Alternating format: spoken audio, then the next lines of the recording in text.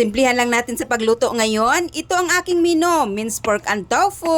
Hi mga besh! Welcome kayo lahat dito sa aking vlog. To this video ay magmikos-mikos tayo sa kusinang ito.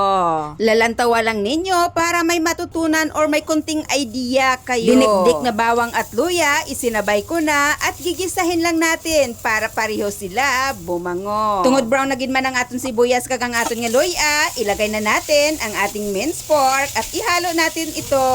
Sa pagisa natin sa aton nga minced pork, mga girls, mga guys, bali, keep on stirring lang para mapudpud siya or either mapulverize siya ang aton nga minced pork para manami siya lang tao sa aton nga tofu. Kag kunan mo na ni ang iyang itsura, may pagka-brown na siya, pudpud na siya. Guys, the best na ini maglagay sang aton nga mga seasoning. Una, bubutangan natin sang soy sauce, 1 tablespoon of soy sauce only ha, and of course, konting sugar, kamo na ang magbulubanta.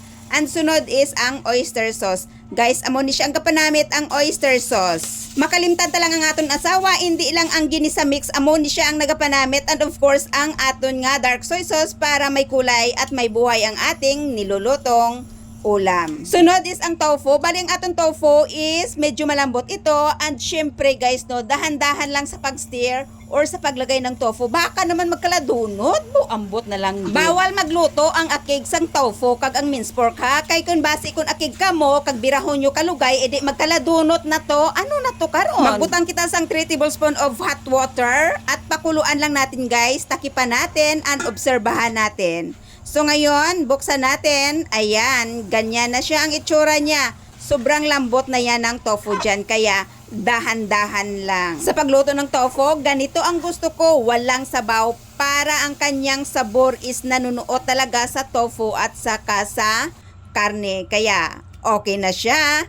the best na siya, masarap na siya. Please follow for more video. Ini ang inyong amiga, nagsasabing, thank you so much.